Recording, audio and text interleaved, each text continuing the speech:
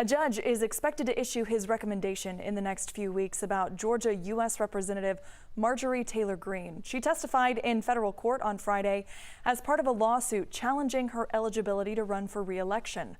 The court challenge says her actions helped facilitate the January 6th storming of the Capitol and therefore says she should be ineligible to rerun for office. Greene denies all of those accusations. Now, once a judge makes the decision, the case will then be handed over to Georgia's Secretary of State, Brad Raffensperger. Joining me now is Kristen Welker, in for Chuck Todd this morning. Kristen, good morning. Hi, Christy. Good morning. Good to see you. There is a legal challenge looking to disqualify Georgia Republican Congresswoman Marjorie Taylor Greene from running for re-election based on the January 6th Capitol riots. And that decision will soon be in the hands of Secretary of State Brad Raffensperger. How likely is it that Raffensperger would remove Greene's name from this year's ballot, especially since there are legal ramifications here as well as political?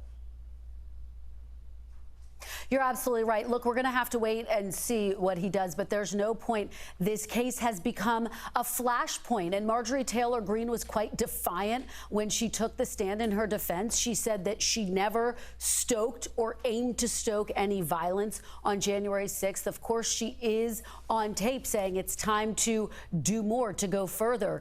So, look, this really underscores, I think, some of the divisions within the Republican Party, and that's part of the way to look at what's happening right now. She is someone who I think a number of moderate Republicans would look at and say is to the far right, has trended towards some conspiracy theories, and that has potentially been problematic for some of those who are running in more moderate districts. And that's the way to think about this, because this is a critical election year. This is a moment when Republicans are fighting to win back the House and the Senate. And this type of a distraction is not what they want to be dealing with or talking about. Speaking of divisions within the Republican Party, with House Minority Leader Kevin McCarthy and his audio released this week saying he would talk to then President Trump about resigning, has this fractured the Republican caucus in any way? You think it could affect the midterms? It hasn't yet. What's notable and interesting, and I think potentially problematic, twofold. One, for Leader McCarthy, who came out before there was audio and denied he ever discussed thinking about calling on President Trump to resign. And now there's the audio that the world has seen. He's trying to make the case, look, it was taken out of context. We know he's had a follow-up conversation with President Trump, and President Trump seems to not be that bothered by it. In fact, he was out on the campaign trail campaigning with J.D. Vance in Ohio last night and didn't even mention the McCarthy tapes. But it poses a potential credibility problem for Leader McCarthy, who wants, if Republicans win back the House, to win the speakership.